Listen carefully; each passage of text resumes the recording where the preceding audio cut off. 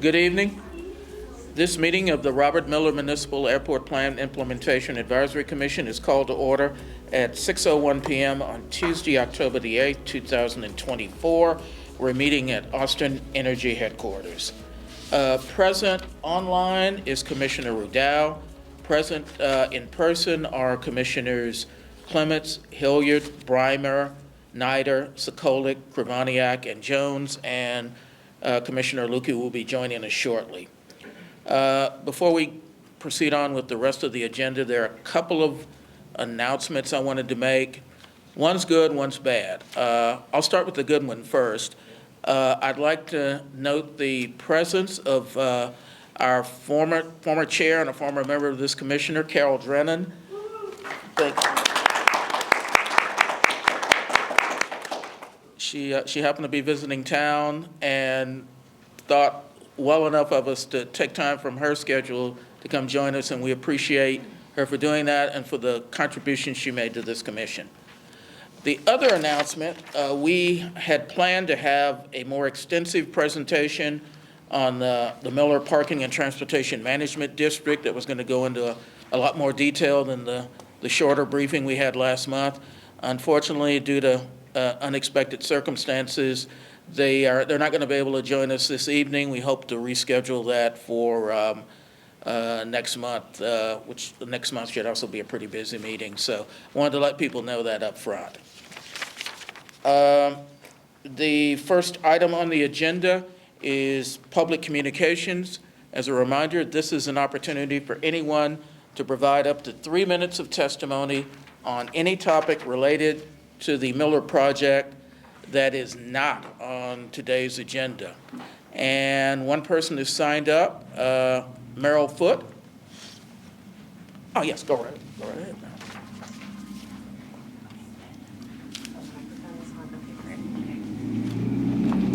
Hello, my name is At.Merrell Foote. I've lived in Mueller since 2019. I'm a member of the POA Pool Committee, and I'm also on the steering committee for the Mueller Neighborhood Association. I'm here today just to tell you about something that you may be hearing about going forward. The Parks and Recreation Department has offered to fund a 6-month pilot project for an off-leash dog park at the Southwest Parkway, which is the skateboard park. That park is now owned by the city of Austin, and so they're willing to look at creating their very first dog park in East Austin. There isn't one west of I-35 in East Austin. So this is a win-win for the city and for Mueller, because parks, it will be a 6-month pilot project, so we'll be able to see whether this location is a good spot or not. Parks Department is going to pay for it. Mueller will just simply be asked to continue to maintain the park, which they're doing now by picking up trash and mowing. If the park becomes permanent, the city has said that they will pay for the infrastructure, including water and the permanent fencing, and Mueller would be responsible for landscaping and mulch.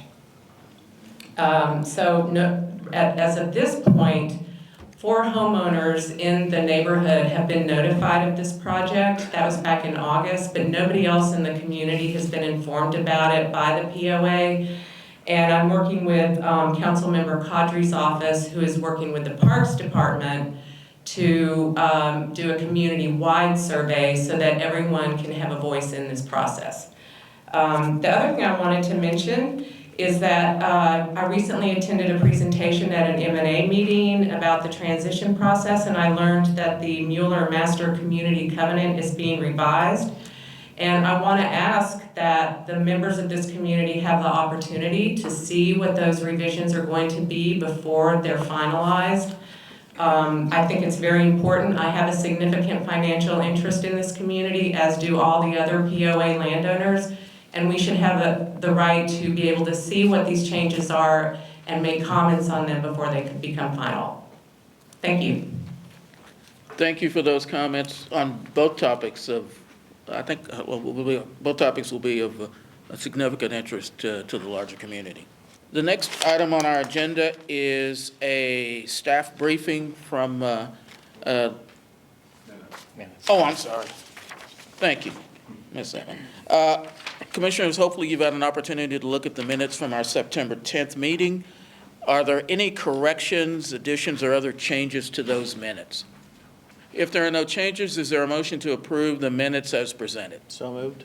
Is there a second? Those in favor of approving of the September 10th meeting minutes, please indicate by saying aye. Aye. Those opposed? Minutes are approved. Now we'll move on to a briefing from the Financial Services Department staff, Jill Fagan, regarding commission policies and the manner in which the public communicates with us. Jill? Thank you, Commissioner Jones. Can everyone hear me? This is Jill Fagan with the City of Austin. This is just going to be a really short informal update. We feel like recently there have been some questions from both members of the commission as well as members of the community about some of our sign-in procedures and communication policies, particularly on different types of agenda items. And Kate Clark and I and other members of our department just participated in some city training from the clerk's office specific to boards and commissions. So we thought this would be a good opportunity just to quickly touch base about just a couple of quick items. Kate, thank you. So first of all, you'll see on the agenda, as we were supposed to have tonight, a staff briefing by our Transportation and Public Works Parking Management Group. When we do a staff briefing here at Commission, we follow the same policies that happen at a city council meeting, where staff would provide a briefing, commissioners are free to ask questions for clarifying purposes, but it's not meant to be a discussion item, and it certainly is not an action item. It's meant to share information with the commission. For these types of briefings, there is not public communication, and therefore you would not see a public communication sign-in sheet like you would for other agenda items. If any members of the public should not be, familiar with these procedures, and if anybody has any questions, members of the public or commissioners, you're welcome to direct them to Kate or myself, and we're happy to help, address any concerns or questions, on the side one by one. And I know we've been talking about this for quite some time now, but we're just going to iterate once again. Per the clerk's office and per our instructions as staff, we are only communicating with commissioner, board, and commission emails. That is official city policy, and there's notices that go to those emails, including trainings and other certifications and requirements that commissioners are responsible for following. And so we just want to make sure that everybody is able to access their email. And if you ever have any problems, I know in the past we have had some commissioners, have some email issues and connectivity issues. The city CTM, it's like our Communication and Technology Management Division, they are able to help commissioners establish or restore any issues that they're having with their email. So last item, just sort of talking about the public communications in general. And tonight we had a speaker sign up. Thank you for public communications. And just as it occurred tonight, public communication at the beginning of the meeting is for any item that's not listed on the agenda. And so just to try to make this more clear to members who might be coming in or who are joining us for the first time, we have gone ahead and updated the sign-in sheets and asked just if people could provide just a very brief update on what they plan on speaking on. And so you'll see some changes to the sign-in sheets for those of you who have been looking at them. And then when we have items that are discussion items, whether they are an item that's brought forward by the commission, like we have on the agenda tonight, several commission-based items, or our working group items, or a development update, any of those items are available for public sign-up for the public to make comments on. And as you all know, this discussion usually occurs, or always occurs after the presentation or information is shared, after the commissioners themselves, after you all have some discussion. And certainly if there was any information or any agenda item that you all would be taking action on, that public communication has to occur before any action is taken. We don't post for minutes, so that's an exception, but in the future, if there's an action that's brought forward at a meeting, any public comments would happen before the commission takes action.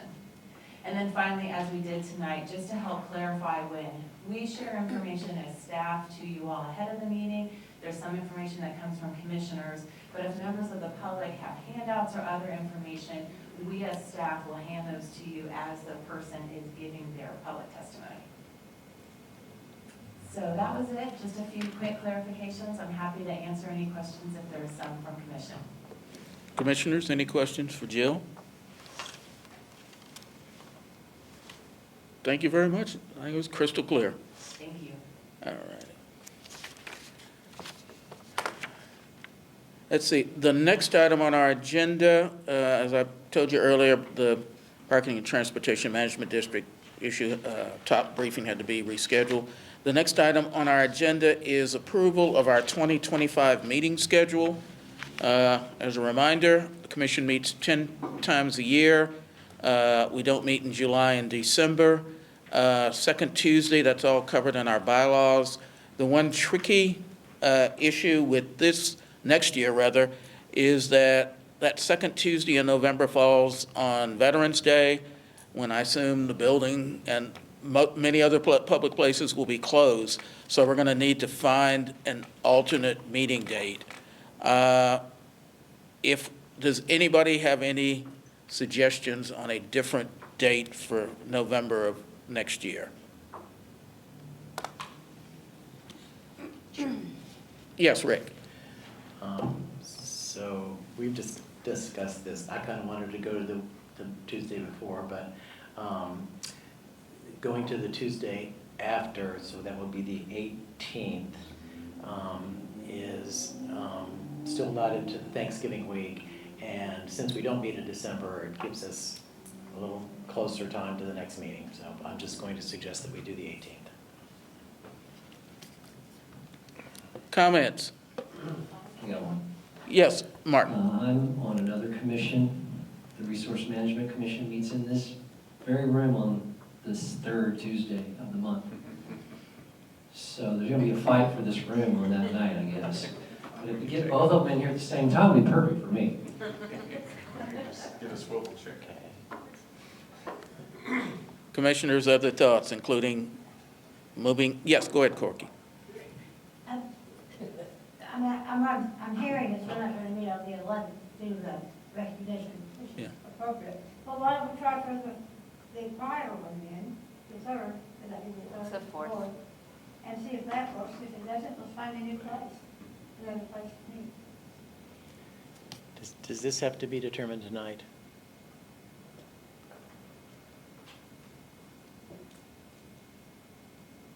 Evening, Commissioners, Kate Clark with Financial Services Department. We need to vote on, you all need to vote on your schedule for next year so that we can start reserving the spaces. And they have to be done by the end of November. So technically, it could push to the next meeting.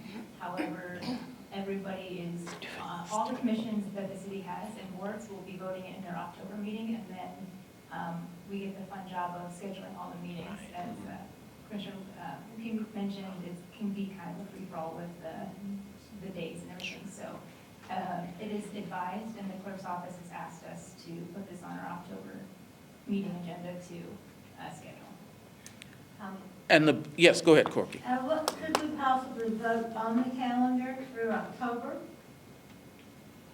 tonight and give you all those other dates while we take another month to determine the November? No, because the clerk's office won't accept without a full year. We actually asked last year for that. What you can do is, if there is a majority for a preferred date, that will become your meeting date. However, if we needed to change it for any other reason, we could cancel it, and then there would just be another special meeting at another time in November. And the real big issue is being able to reserve this room, because that's more convenient for certainly people in this area rather than having to go to the other options. Yes, Well, Corky. then, it makes sense then to go ahead and approve this and then cancel the latter meeting at some point to find another time. That was a suggestion. I mean, I'm with you. I wouldn't want to have to scramble for the room for the rest of the year just to satisfy one date. So let's go ahead and lock it in and then manage that last date over the next 30 days. Dave, you had a comment, look like?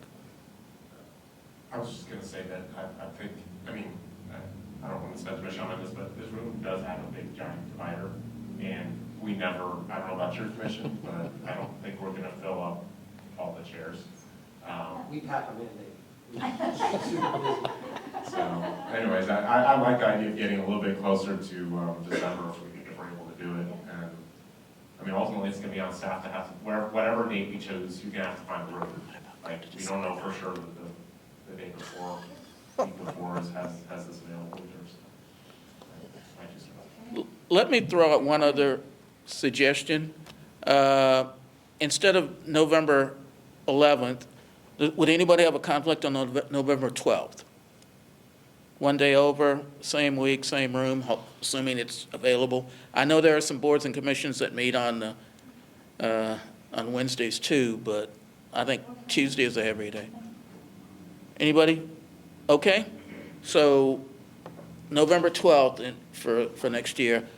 With that, would anybody like, yes? You want to fudge it a little bit and say the 12th or the 13th and figure out which day actually is available? You give us two options, or you just want to aim for one? Maybe aim for one, and then, yeah. All right. So, would anyone like to make a motion regarding next month's agenda, obviously with the modification of November year's 12th? agenda. Next year's agenda, Or sorry. schedule, I Yeah, guess. move, so move. And is there a second? Second. There's been a motion and a second. Everybody remember what we're voting on. Those in favor of the motion of approving the 2025 schedule, please indicate by saying aye. Aye. Those opposed? 2025 schedule is approved. Let's see. Next, Mayor, I just had a quick question. yes. Commissioner Boudreaux, you raised your hand. I didn't know if that was for yes, but it came up when he asked for no's. Okay, just making Yes. sure. Thank you. Okay. All righty. The next item on our agenda, let me kind of, for anybody that missed a couple of our previous meetings, our transition work group presented their draft report to this commission, I think 2 months ago. It included a large number of recommendations to different stakeholders. Some of those recommendations pertained only to city council. And we gave an opportunity for anyone to provide, any member of the public to provide feedback over the last couple of months. We've gotten some limited feedback, but not extensive feedback. Before we take a final vote at next month's meeting on those recommendations, I'd like the work group chair to briefly review just the recommendations pertaining to city council and go over them for one final time to give both the commissioners and any member of the public an opportunity to provide feedback on those recommendations. So, Corky, would you kind of walk us through those recommendations? Sure, I feel like this is reporting the ban of marriage, that you have to do 3 times on the church door before people got married. So this is reading number 2. And it's still in draft form, so we're still taking input. So we'll go one at a time. Or would you prefer I do them all 4 and then you input? I think just go through them one at a All right, time, that one at way. a time. There are 4. 4 were pulled out specifically for action items for council. And the first one had to do with public access. It reads in draft form, the city should amend covenants or take other legal measures to ensure public access to Mueller parks, pools, trails, and landmark sites, including but not limited to the Vining Hangar and Control Tower, comma, in perpetuity. That's first.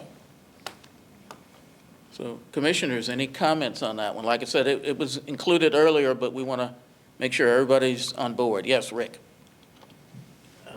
Do the pools have the public access easement currently? No.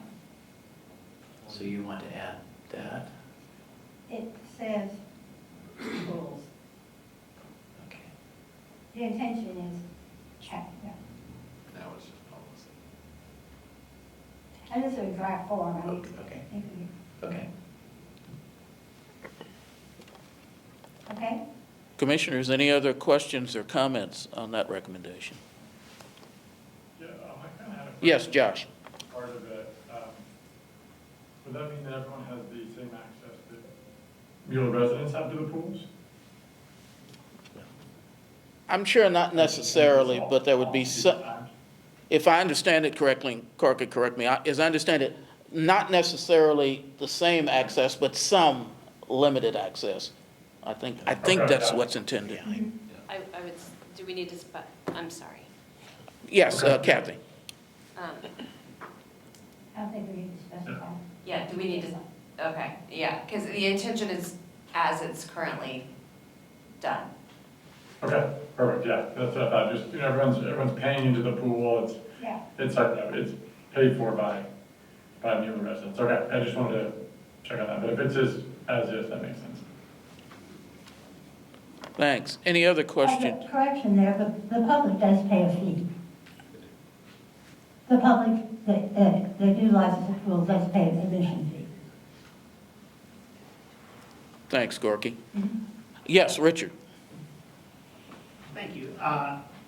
Yeah, my only comment again is to echo what I think Kathy said was, it needs to be more specific when you say the pool, and because it could be interpreted very broadly should someone just read it the way that you read it.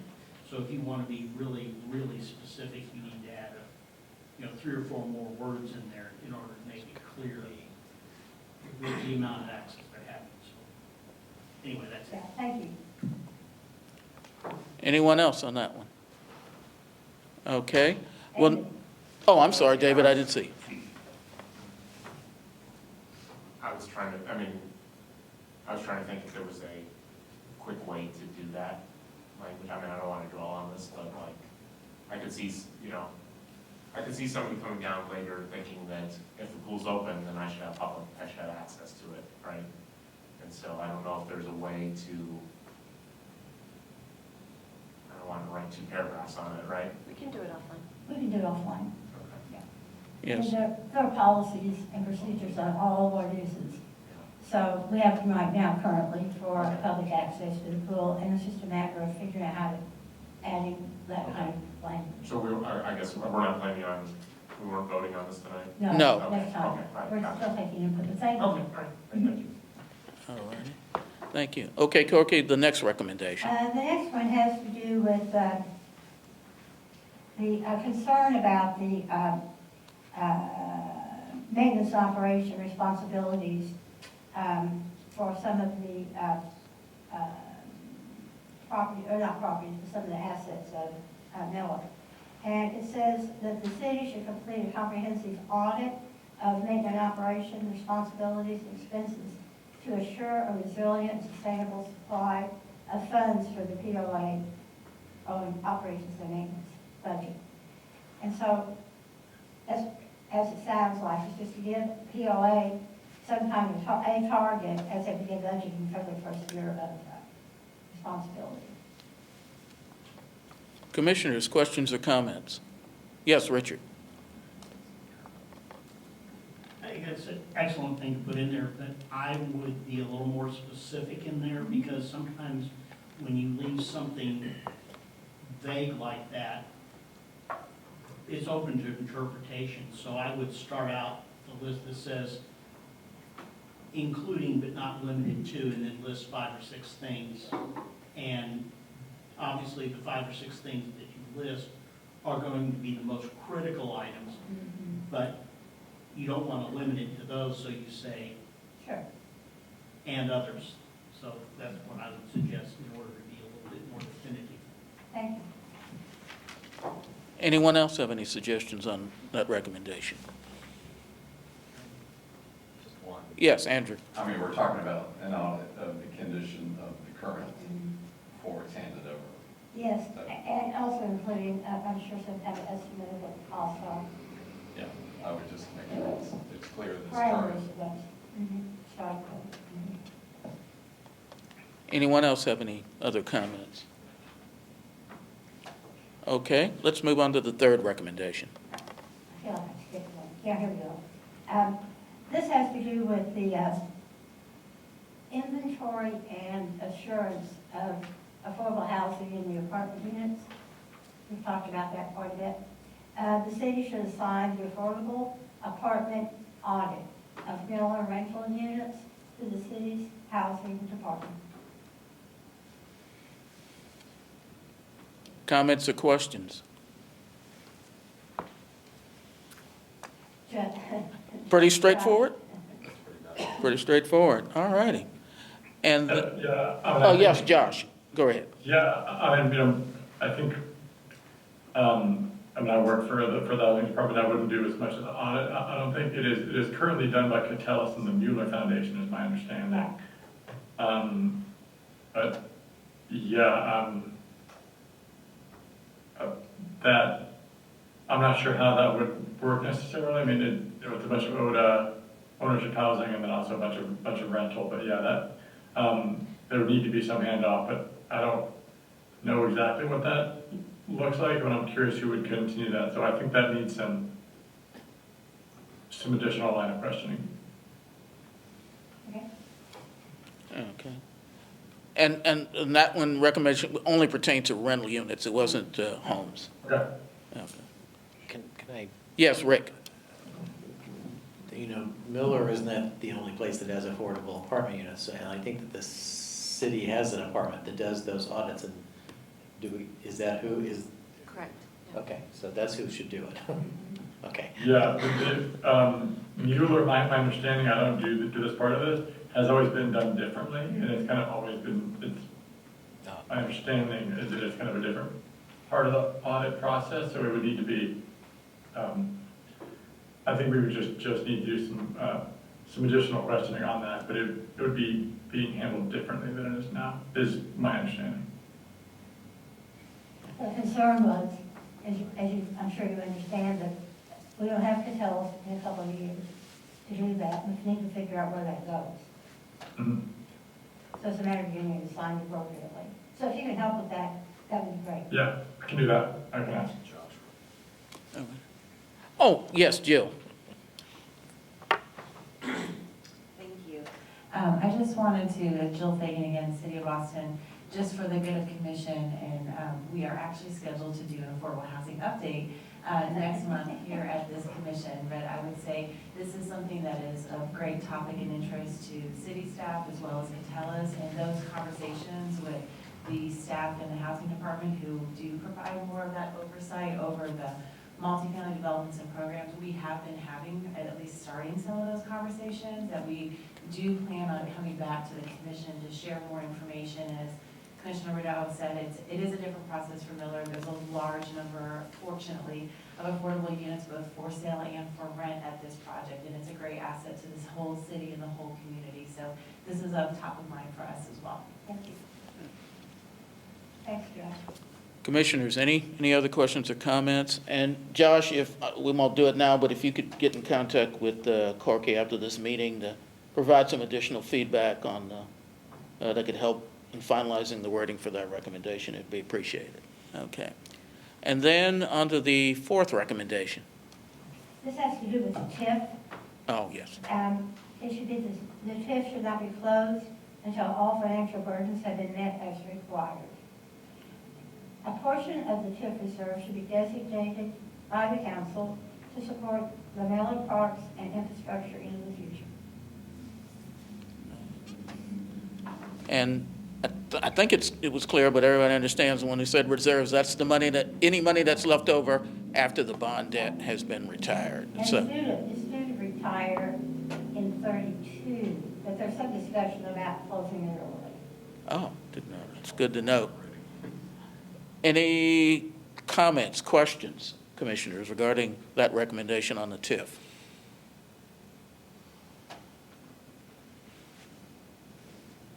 So pretty straightforward? All right. All righty. If there are no other questions or comments on those, we'll see if we have anyone signed up to provide public testimony on that topic.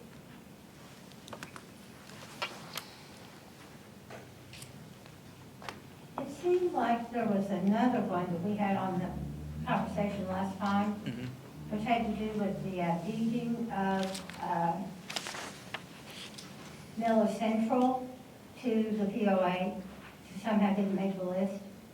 Can we talk about that if it's not on this? Sure, it's a possibility. There was a recommendation last time. In process right now is some discussion about the deeding of the pavilion to the POA to operate after transition.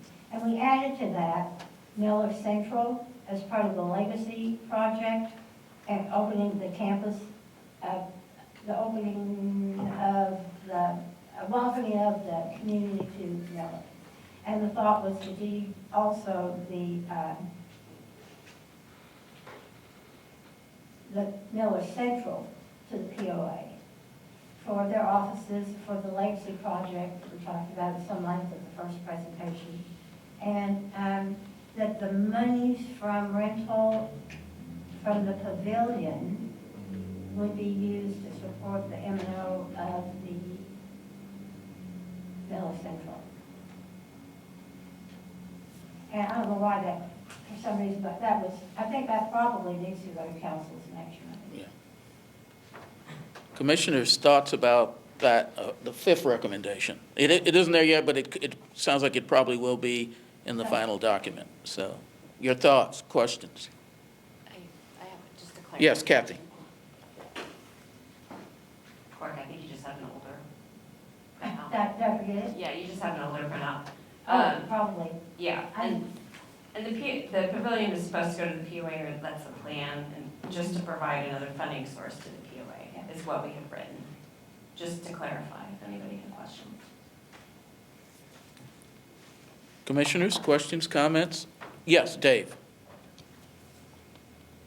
I'm pretty sure I've slept too many times, and so I'm on the group, so I should answer this question. But we had talked about the sort of legacy project. Were we not taking that forward as a recommendation to council? It was part of this one. Was it part of that? Okay. Yeah, so I can do the quick recap, but the basic concept was, to recommend to council that some energy be put towards sort of developing a legacy, a project that is sort of contributes to the legacy of not only the projects, the parts of the community that are named after influential Austinites, but also to consider just the general history of the Mueller development, and to find sort of a permanent home for that somewhere within the community. There's a lot wrapped up in Mueller Central. Yeah, it's. But do you have the more recent copy? Because apparently you've got a better copy than I have. It's just what we had in They email. didn't include Mueller Central in there. Yeah, the last one. Okay. Commissioners, any other questions? Yes, Martin.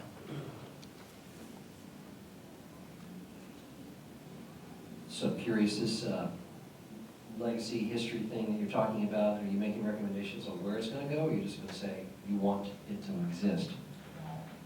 Yeah,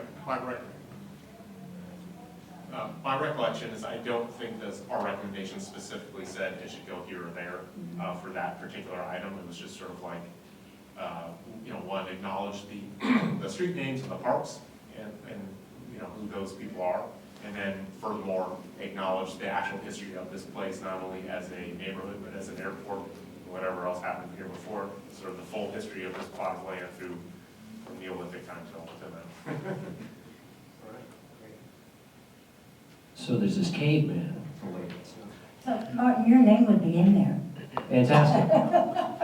I had a recommendation. The tower has a lot of wall space all the way around the bottom of it that's just been put on. It's blank right now, and I would say if you want to put some history anywhere, you put it there. So here's a suggestion for you. Any other questions or comments on the fifth recommendation? All righty. Well, Corky, thank you for that presentation. Yeah. And we do have some public testimony on this. Merrill Foote. Some people came in while that was being discussed, so I don't know if you're going to ask anything. Hi, I didn't realize this was on the agenda, so I'm glad I'm here. As I said earlier, I'm on the pool committee, and I will tell you that the pool committee has some serious concerns about the way that we are operating our pools as public pools right now. We have no concern with the public having access. The problem is that we've been under the the mistaken belief that we had an agreement, a written agreement with the city to do this. We don't. The city has no involvement whatsoever in us operating our pools as public pools. What that means is that Mueller has 100% of the liability and 100% of the cost. And this translates to approximately $130,000 a year that we have to spend on lifeguards when our pools are open to the public, whether there's any members of the public or not. I just last night finished an analysis for the committee, and I will tell you, we had, for Ella Wooten, there were 41 days this summer where there were no public users that had logged in, but we were paying for the lifeguards to be there. There were 43 days at John Gaines where there were no members of the public.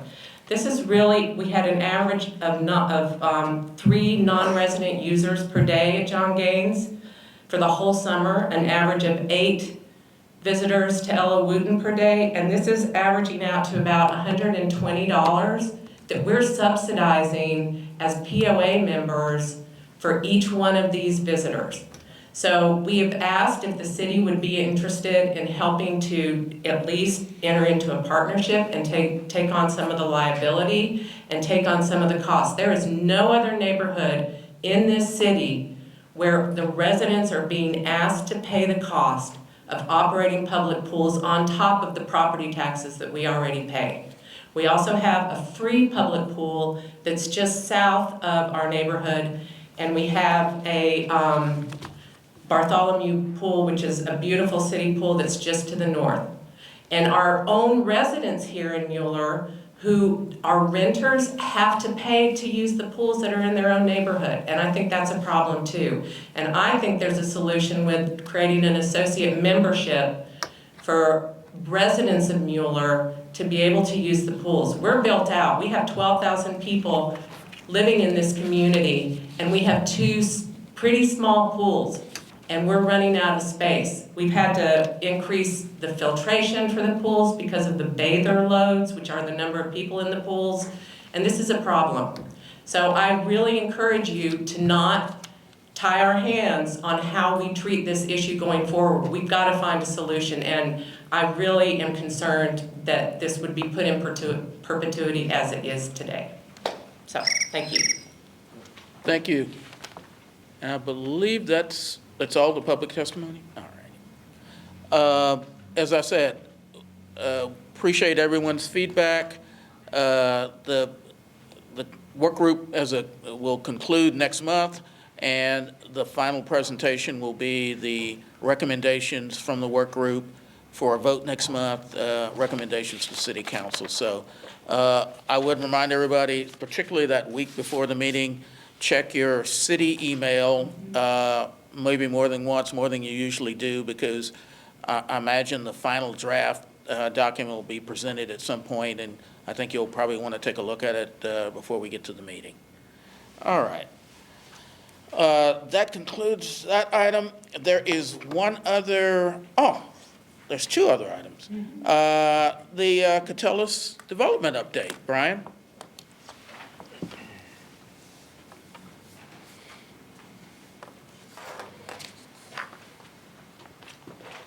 Do I need a microphone or is this?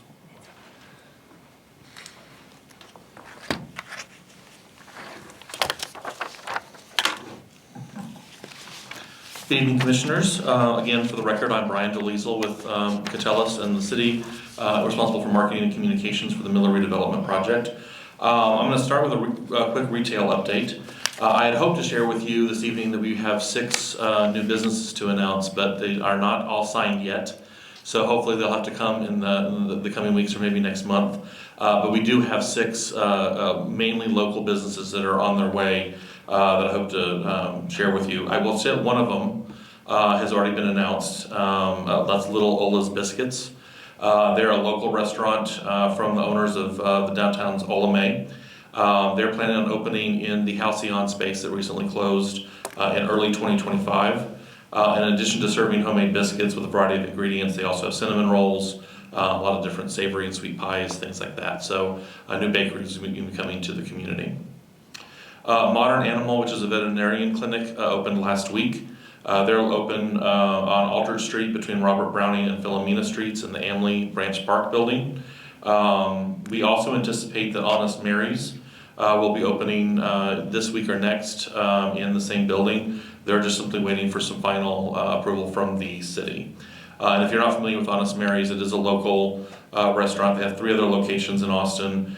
They serve healthier food items, usually in signature or custom bowls, with either kind of a rice or leafy green base. You add then ingredients like chicken, beans, avocado, seeds, that sort of thing, and then top with a variety of sauces.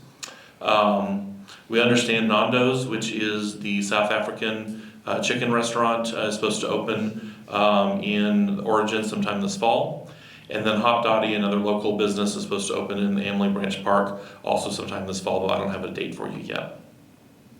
And then lastly, I didn't realize that they were open until just recently, but Nothing Bundt Cakes, which is another bakery. They opened in the Regional Retail Center, which I'm not sure if I've shared with you before the last meeting or not, but we've learned from the Regional Retail Center operator that they are now 100% leased, as is the market district where HEP is located. That's a big deal in this market to have that much retail leased. And while we don't have all of Alter Street leased yet, again, 5 more businesses, if you don't include Little Ola's coming, and all local, or primarily local, is really, really important. And I hope we all celebrate that. There's also 2 food trucks that have recently opened in Mueller. One is called Hippie Eats and Spiritual Healing. They are a 100% vegan eatery. And then the original New Orleans Po' Boy and Gumbo Shop has opened in Mueller as well, which of course they do, as you might guess, po' boys and gumbo. But they also do Philly cheesecakes, they have snow crab, baked potatoes with jumbo shrimp, hamburgers, red beans and rice, etouffee, beignets, really kind of a whole New Orleans menu. And interesting enough, it was included in our newsletter last week, but the owner and chef, Daryl Gordon, moved his family to Austin from New Orleans following Hurricane Katrina, and had a couple different locations before settling here in Mueller. Both food trucks are open Tuesday through Saturday from 11 a.m. to 8 p.m. They have varying kind of midday times on Sunday, and then like the other food trailers, or many of the other food trailers are closed on Mondays. Our goal is to get one more food trailer in that space here in the coming months. We have some interest lists, so it's just a matter of kind of finding the time to bring them on board. Moving ahead to parks. The fencing was removed last Friday for the Eva Carrillo de Garcia Park. This is Miller's 11th named park. It's located on Zach Scott, just south of the middle school and east of Tilley Street.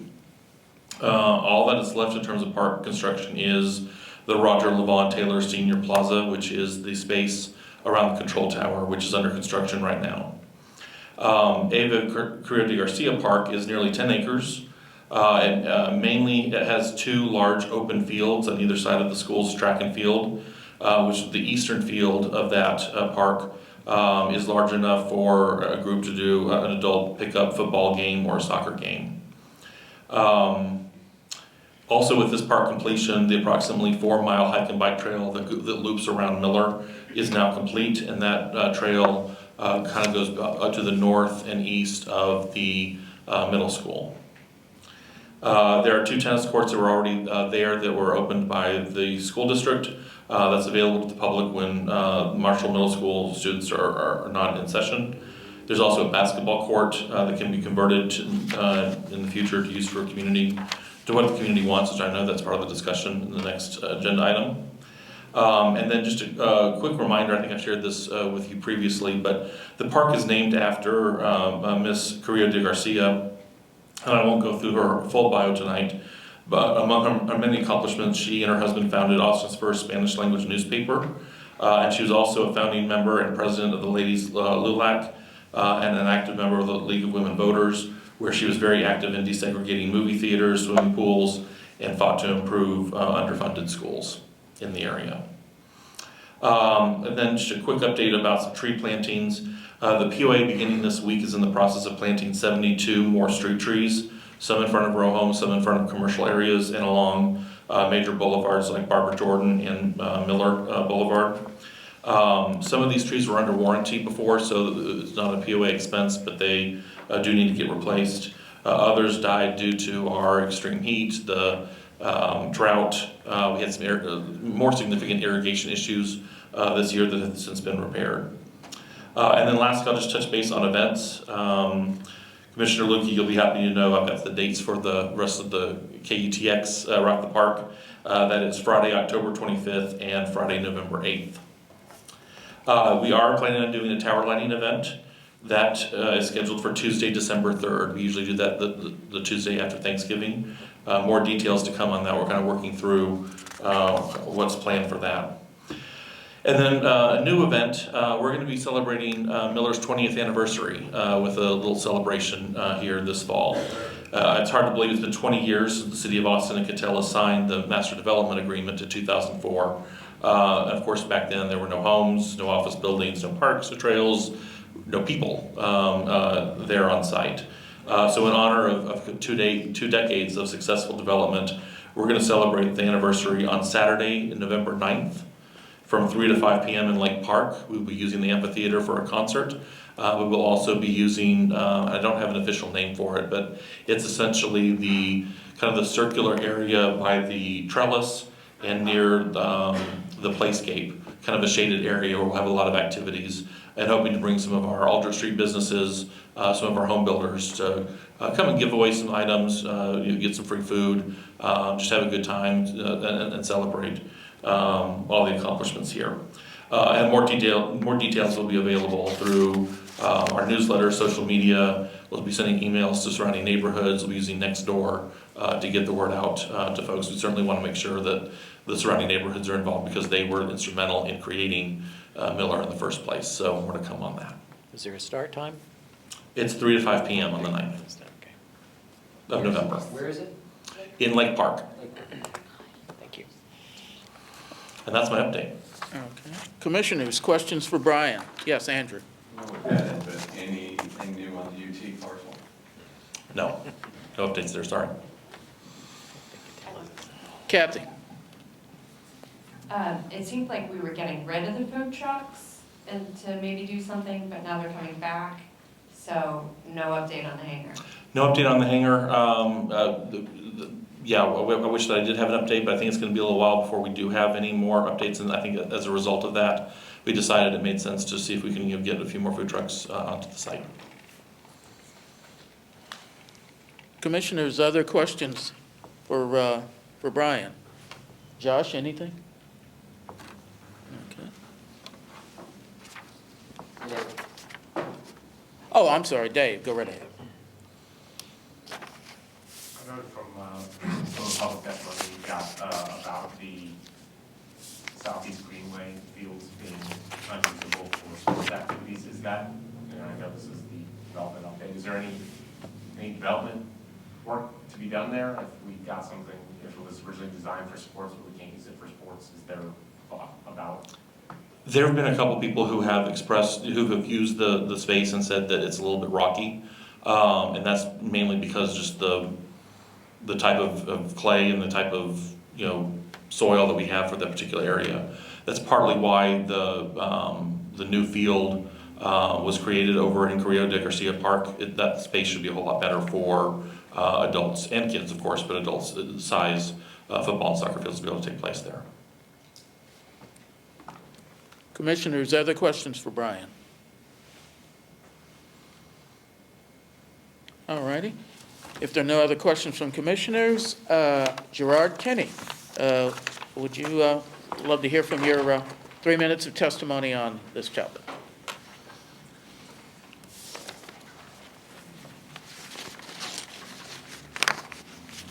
Thanks. You may have already covered this. I came in later. He may have actually covered it and I didn't recognize it. In Cherrywood, there was several emails about a new dog park at Zach Scott and Manor Road. And I'm just asking how can I report back about what that is? It did come up during citizen, public communications, and there is actually a handout, so there is some information available about that. Also, going in the Greenway and being funded on a 6-month basis by the Parks and Recreation Department. So, Oh, so it's okay. good news for dog lovers. thank you. Thank you very much. Thank you. All righty. That concludes all of the public testimony on that topic. We have one more item. It's a discussion item requested by Andrew. Andrew's going to, since he requested the item, he's going to go ahead and make his initial presentation, and then I have some comments before we go to questions from commissioners and public testimony. Go right ahead, Andrew. Very much. Yeah, I primarily brought this up because the design of Eva Carrillo Park was brought before this commission when it was under design, and that's when it was released that the basketball court would be striped also for pickleball. It was presented that way to the commission, and that's when the public learned of that also. Now, a survey was held by the POA a few weeks ago, and the results of that survey were about 54% against and 46% for, but it's an incomplete tool. And the gist of it is that this will probably, and also Eva Carrillo Park has been accepted. The master developers turned it over to the POA, so it is as it is on the ground today. But the possibility of a pickleball court or ability to play it within the boundaries of Mueller will probably be addressed by the POA. I've met with the head of Catellus, and we both believe that a more in-depth survey will go out, some more voices are heard from, and that there's a more complete ability to weigh in on it. So, and that will probably, if I had to say, probably in the new year after the residents have taken control of the POA. And that's probably where we are. I've actually proposed a place for dedicated courts, and that's gone out between the new basketball courts, the new Carrillo, and the existing tennis courts, because there's space there. And that's where the situation lies, but tonight's just a discussion, because I thought the public and the residents had the right to be heard on the removal of the pickleball striking from the basketball courts, but understand that it is just discussion tonight. Nothing's being decided, and that the issue will probably be decided by the POA where it rightfully should be in the new year, most likely. Thank you. I'm going to do something I don't think I have done. Closer. Oh, closer? Okay. Can y'all hear me now? Definitely want to be heard. I'm going to do something I have never done during the years y'all have allowed me to serve as the chair of this commission. I'm going to actually give you my personal opinion about something. There is no requirement. So I'm going to turn my camera on. Yeah. There is no requirement in our bylaws that the chair of the commission stay neutral. And we've had previous chairs who did a wonderful job, and they did express their opinion on topics from time to time. Perfectly appropriate. I just chose not to because that was my approach to serving in this position. But I'm going to depart from that this one time. And it has nothing to do, by the way, with the substance of the issue Andrew just laid out. If this topic had come up during the development update, I would have been perfectly fine with it, because all kinds of topics come up there. Andrew didn't mention it, I don't think, but this issue did come up before the Mueller Neighborhood Association. I happen to be a member of the association. I was there at their last meeting when it came up, and they voted, I think it was unanimously, they were in favor of converting restriping that particular court for pickleball. And that was perfectly fine. The Neighborhood Association, they're a nonprofit, they have the right to advocate, and that was the right place. By the way, when I said it was unanimous, that means I voted for it too, because I have from a substance standpoint, I have no objection to it. And like one of the Mueller neighbors said, this is perfectly fine as long as your house isn't close to that park and you won't have to deal with the noise. And I kind of feel the same way. I'm several blocks away, so it won't bother me one way or the other. That was fine. The reason I had concerns, and I expressed them to Andrew, about having this on our agenda as a separate agenda item is because I was concerned that it might set expectations that, this commission, the one that it was an issue we should address but at this commission, but also that there was some recourse. And unless I am reading all of you wrong, I'm going to guess that no matter what is said tonight, that this commission is, at least the majority of us, are not going to be in favor of sending a recommendation to City Council about the restriping of that basketball court. And there's no other recourse, other than the fact that it's going to be discussed tonight, there's no other recourse, there's no other action for this commission to take. And my concern is, especially with the project winding down to this last couple of years, there may be other issues similar to this, and this just isn't the right venue. And that is my main concern. It is not about the substance. It is this a topic we should be tackling? The issues we were discussing previously, recommendations to City Council that the city would have to take action on. City has no role there because this park isn't, unlike the greenways that are city parks and the city would help fund, city has no role. This is a POA park and POA responsibility. And ultimately, however it's resolved, hopefully to the satisfaction of homeowners, that's the right venue, that's the right place for it. And so I just wanted to kind of make that comment and to kind of remind you, after this meeting, this commission, assuming the project ends at the new deadline, we only have 31 meetings left. And we're an advisory commission. We can't make anybody do anything. And I think we ought to carefully marshal our talents, our responsibilities and our time to kind of focus on where we can have the most impact. And I just wanted to make that statement. Like I said, it's not taking a position on the topic. And I also wanted to make this statement in case any members of the public are here and think, okay, these guys are going to get on them and they're going to say, make the POA do this or that. And it's like, no, we're not. This isn't our deal. Just in case somebody's wondering, so if you did all that, why did you put it on the agenda? Because we had under our bylaws, if any member of the commission brings up a topic and they have a co-sponsor, we have to put it on the agenda. We do have some leeway into when it comes up, and I just thought, even though I have these concerns, let's get it out of the way, and so that's why it's on the agenda. That's the only reason. So, with that, commissioners, comments on this topic? Yes, Corky. Thank you, Michael, and well said. Yes, Andrew. I guess my only rejoinder is that, yes, we're an advisory committee to the city council. The development of Mueller is a partnership between the city of Austin and Catellus. So I think we are effectively an advisory committee to Catellus also, the master development, because the development of Mueller is a partnership.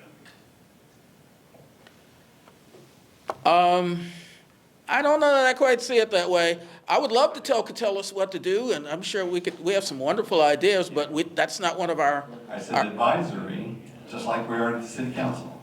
Yeah. Advisory to the development of Mueller. Yeah. Like I said, this isn't, in my opinion, and I won't take up more time, this is an operational issue. It's a POA issue. It's not a commission issue. It's not a city issue. That's my only concern.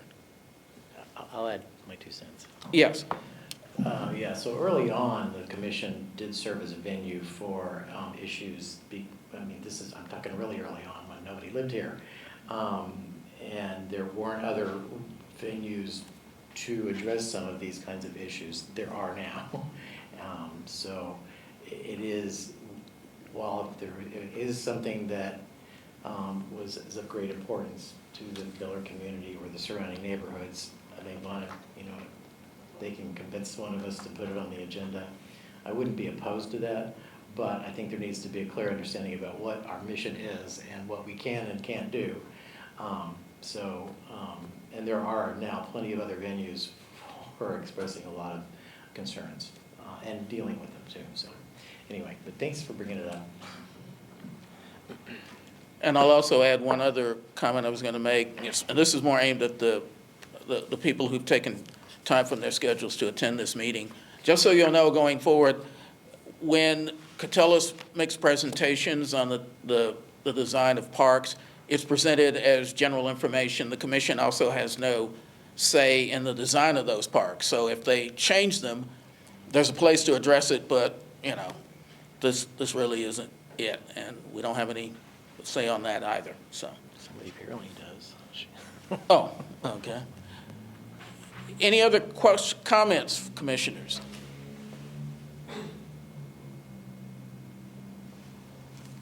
You sure? Going once, going twice? Last chance to weigh in. Thank you. All righty. All right. And now that we've finished our questions, we do have several people who are signed up to provide 3 minutes of testimony on this topic. We'll start with... Okay. Oh, I'm not a public speaker. I'm an introvert, so this is a lot for me.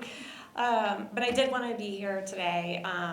And before I start speaking, is it possible just to kind of throw something out that, as far as the plans go, I bought my home, let's see, I went under contract last July, and I did see the complete plans, and there were not pickleball. I checked with the city as well as I called everybody. So, and I can provide that if anybody wants to see it.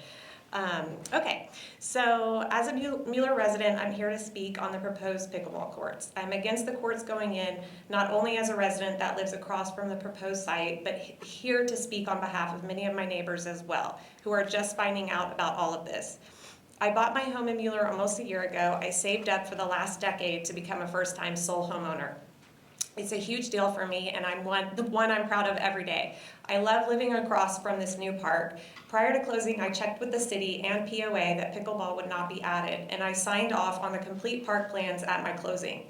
I asked about pickleball because I'm a realtor and I hear stories all the time about pickleball court issues. They do not belong in dense neighborhoods. Now that I've lived in my home for a year, I want to present an actual anecdote of my experience with pickleball in this park. I'm directly in line with the tennis courts, which have been open since I moved in. I don't hear people playing tennis. However, there was a day earlier this year while I was in my office that I heard a loud, repetitive noise. I went outside and discovered it was someone playing pickleball. I could hear it in my home with my windows closed and my AC running. Here's the kicker. I live half a football field away, and it carried that far. The second time this happened, a friend was staying with me and thought my faucet was dripping as she couldn't pinpoint exactly what the noise was. She was shocked to find it was pickleball. It doesn't happen often, so it's easier to tune it out, and it's been okay so far. But if actual courts are opened and people/leagues come in from all over, it will be a completely different story, with multiple people playing at one time and at all hours, as well as taking up street and school parking that is already full on weekends from soccer and other park activities. This space is already popular and it just opened, and it's actually a good thing. It's been beautiful. Also of note are the multiple lawsuits across the country in regards to pickleball court noise. Just in Austin alone, there have been many cases. Most recently, Steiner Ranch, as well as one in downtown Austin. The pickleball court in downtown Austin was closed within 2 weeks. Okay, I'm gonna jump ahead. What is surprising though is that Farr Tennis Center, which is directly across Mueller on Airport Boulevard, just set up their brand new tennis courts for pickleball. I don't know if the people pushing for pickleball know this, but I don't see the need to allocate money towards something that is already within walking, biking distance for most residents.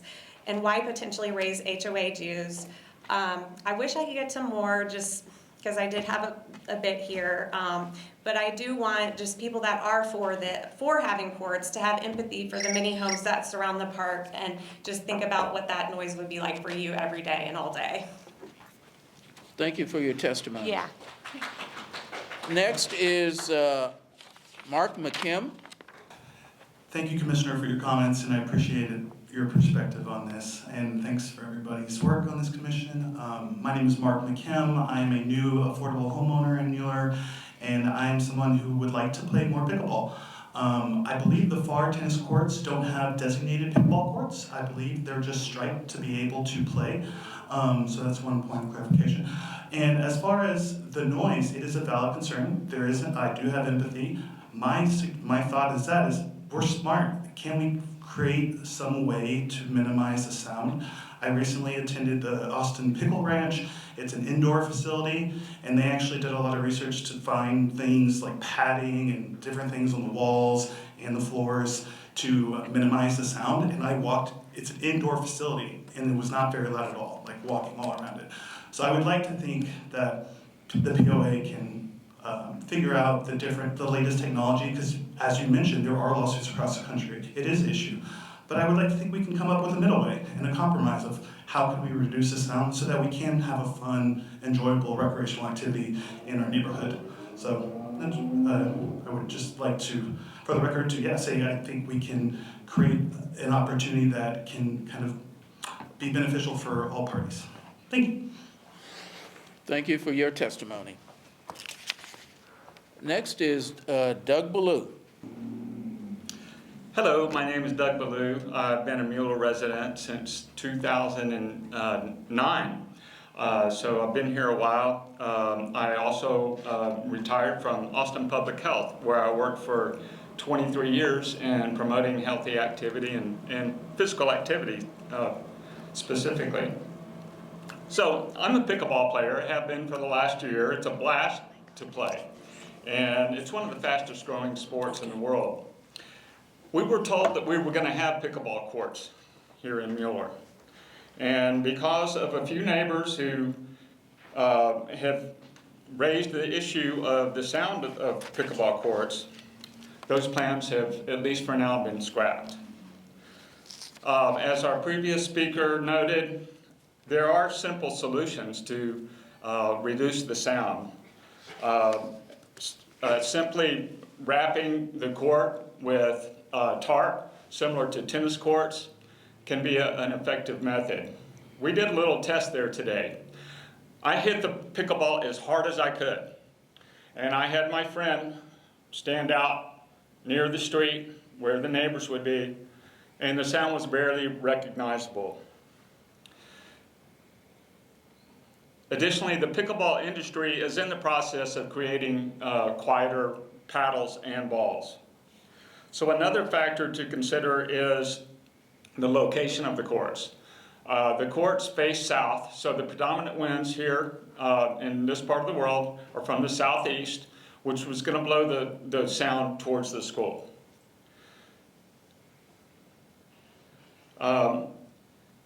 Because of the closer proximity of the basketball court and the lights, that it's a lighted basketball court. And by the way, we already have one basketball court in Mueller, and that's why I felt like, you know, the basketball court at the new park should have been identified specifically as a pickleball court, because we already have a basketball court. We don't have pickleball courts. There's a shortage of pickleball courts in Austin. So because of the closer proximity of the basketball courts to home, my guess is that you're going to have much more of an issue with the noise from the basketball players and the people shouting and having fun, and gosh, there may even be laughter there. So, you know, we may have a huge problem in a park, no less. Oh, okay. So in wrapping up, inactivity and obesity are huge risk factors for ill health, while it is well documented that the benefits of physical activity lead to better health outcomes. Thank you. Thank you for your testimony. Next is Ani Colt. Hi, I'm Ani Colt. I've lived here 12 years. As many of you know, I have advocated for the seniors in our neighborhood.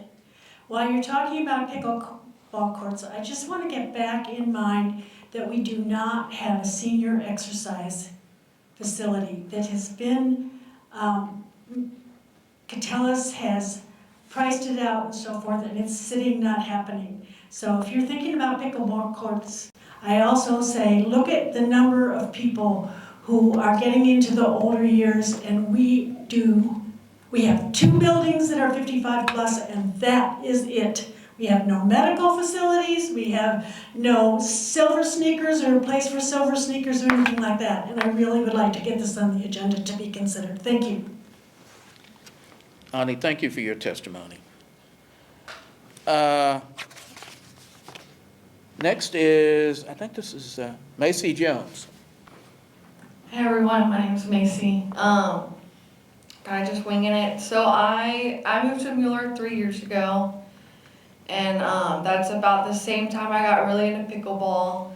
And I even emailed Catalyst like, hey, by any chance, is there gonna be any pickleball courts? You know, like fingers crossed. And I got an email back saying there was gonna be, if they're building a new school and some new courts, and the pickleball is gonna be striped with the courts. And I was just ecstatic. Because there's not a lot of options in Austin, and now a lot of places you have to pay, and it's like so much just to have fun and play pickleball. But that ended up not working out. You know, I saw the basketball courts get built. I kept waiting for it to be striped with courts, and come to find out that wasn't happening because of a survey that went out, which a lot of people didn't even know about the survey. Those that were for it and weren't for it. And I do have a lot of empathy. I totally get the sound. I think, yeah, I agree. I watch videos too. But I do feel like we can come to a happy medium. There are places where in the videos, I even saw people have like sound meters, and they could see where the sound was less and where the sound was more. So I think that might be a good idea. But again, I do have empathy for the neighbors. I do think the basketball court is pretty close to those neighbors that live right there. So maybe another location can be figured out. And pickleball is a fun sport. I mean, I've played sports my whole life. I've never played sports with like older people, men, like anybody can play. It's just such a fun sport for the community. Especially our elder community. So yeah, that's all I have. And FAR does not have pickleball courts. If they did, then we wouldn't have a problem. So, yeah, that's all I have. Thanks. Thank you for your testimony. Next, Claudia Ramos. Hello, my name is Brenna, and I'm a Mueller resident since 2015. Also proud mom to a Marshall Middle School 6th grader. I'm not prepared to speak, so I apologize if this is a little choppy, but I am not in support of striping for pickleball. I don't live close to the courts, however, I am deeply empathic towards the neighbors who do, who have great concern of this being installed and being able to keep peace within their homes due to pickleball noise. A quick Google search just pulls up countless articles, lawsuits about this concern from other examples across the country. Another main concern of mine is how disruptive this will be to the middle school that is directly adjacent to the courts, and I understand that it's a big school with walls that might muffle the sound, but what about when it's state testing and the kids really need to stay focused and they hear repeated noise? Not to mention countless kids who suffer from learning disabilities, who this might be very distracted by the noise. That is a major concern of mine as a Marshall parent.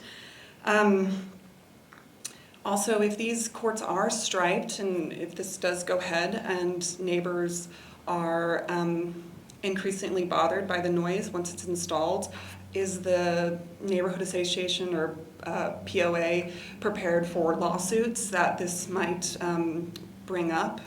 And I see some rolling eyes back there. Appreciate that, Doug. Ultimately, we don't know until you experience it, but I do think that presented evidence from other neighborhoods who have had pickleball courts and have had issues with the noise, we could learn from that. That's an opportunity for learning. Okay, thank you.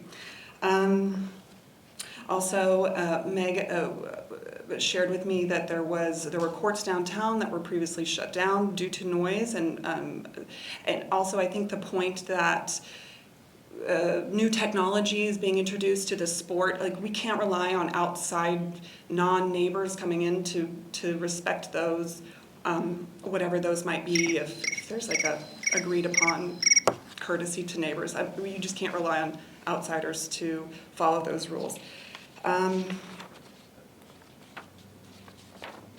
And also to piggyback on Doug saying that pickleball is a fun physical activity to combat obesity. There are plenty of hike and bike trails, pools, other parks, basketball courts to combat obesity in this neighborhood. Also, is there an opportunity for this to be installed at Emma Long Park instead? I don't know, same issues though would arise, but maybe more neighbors could commiserate in the noise. Thank you. Thank you for your testimony. Next is Karen Ascott. Good evening, my name is Karen Ascott. Thank you so much for allowing us to speak on this topic this evening. Brianna took a bunch of my points. I don't either, I also do not live right there. I will not be directly impacted, but I think when I moved here 16 months ago, one of the first things I noticed was how friendly people were. I felt like people really wanted to be a community and that people cared about one another. And I'm begging the decision makers here to be empathetic to our neighbors who will be bothered by the noise. It's one thing to play and to enjoy yourself and you don't notice the noise you're making. It's something completely different to live right there, to work from home maybe, which a lot of us do now, and be subjected to what I read online is an extremely annoying noise all day long. And you can't stop it and you can't get away unless you sell your house. I think that's really quite unfair to ask people to just move. I think there's a really strong principle here, a problem that, you know, we bought our homes and here's the park, and there's no sign of this use in any plan anywhere, and suddenly now there's a group who want to impose it and say, sorry, you, just a few people out of the big majority, you guys will get a terrible negative effect, and we don't really care. You know, the rest of us won't be bothered, so screw you, we're going to do it anyway. And I think that's unneighborly and just deeply inconsiderate. And I think it's a principle that as a neighborhood we should be aware of, that we should not be doing this to other people just because the minority are the ones who suffer instead of being the majority. You know, maybe they're outvoted, but that doesn't make it okay. Just a couple minor points. No disputing that we all need exercise. I exercise at least an hour a day, but that doesn't mean it should be something that really upsets and bothers other people, and maybe the stress from having to listen to horrible noise all day long is going to have a detrimental effect on their health. And coming here, I ran out of time, I didn't bike, I drove down Zach Scott. That area by the middle school was almost full. The parking was almost full. There was not a lot of space there. So you're looking at a lot of additional traffic. I don't think that Mueller Neighborhood Association is the best place to bring this up, or at least there needs to be a lot more publicity if we're going to make binding decisions on a vote at M&A. There needs to be a lot of publicity in every channel, whether it's the email, the messenger, the town square, to tell people that they need to be aware and attending. Thank you very much. Thank you for your testimony. My comments about this commission as a venue aside, thank you all for taking the time to participate and showing up. I encourage you to contact members of the Property Owners Association. They've got a master board and a mixed use board, and some of the members of that board are, I won't point out any names, but some of them are in this room. So I'd really encourage you to direct your comments to them, and hopefully they can work something out. Yeah. The last item on our agenda is future agenda items. As you already heard, we're going to try to reschedule that Parking Transportation Management District presentation for next month, and hopefully the affordable housing presentation. So that's two pretty big items. And then obviously we'll be voting on the recommendations to City Council on transition issues. Yes, Richard? Yeah, we had a speaker talk about the amendments to the master development agreement. And I'd like to talk about that in a little bit more detail at the next meeting with the possible end game of proposing a resolution to get that brought before the commission and discuss that, those changes. I think he means the So that there's. The covenants is what you're talking about? Yeah, so that there's opportunity for the public to understand what those changes might be and provide input. Let me get some additional information to find out more about that, because we learned a lot. I learned a lot tonight on several different topics, and that was the first I recall hearing about that one. So let me get back with you on that one. Okay, so does that mean we're not going to put it on the agenda for the next meeting? I don't know. I can't promise it'll be the next meeting, because we're going to have a pretty full meeting as it is, but we get some additional information, we may have to, it's possible, depending on the details, we may have to push it to a later meeting. And as a reminder to everybody, remember, we don't meet in December, so November is our last meeting this calendar year, but we'll be meeting again in January. So when is one of the new covenants supposed to be adopted? I'll have to find out, I'm not sure. Yeah, unfortunately, excuse me, Jill Fagan, interrupting, we can't have a discussion on this item at this time. We're just posting or listing items for future discussion, but we're happy to talk offline. Well, I understand, so I'm proposing that we have a item on a future agenda, and if they're going to be voted on in December, to adopt them, then there's not much point of having a discussion on them if they've already been adopted in, before we can have the discussion. So that's why I'm trying to understand if we can have it on the November agenda. Again, I would like to speak with the chair about this, and we can work on the agenda and address some of those concerns. But this, just listing the future topic agenda items like this is not, we can't discuss it during this time per our boards and commissions policies. But we'll follow up with you, because like I said, I have to get more information, because I don't know the timeline for, have answers to any of your questions on that topic, so we'll follow up. All righty. If you have other suggested topics, either short topics for the very crowded November meeting or topics for our January and February meeting, just use your city email and send in your suggestions, preferably in the next couple of weeks, so there's enough time to work through them and get more information, as we'll be doing research on the one Richard brought up. So with that, is there a motion to adjourn the meeting? So moved. Is there a second? Second. Any objections? Hearing none, meeting adjourned. Thanks, everybody, for your time this evening. Yes.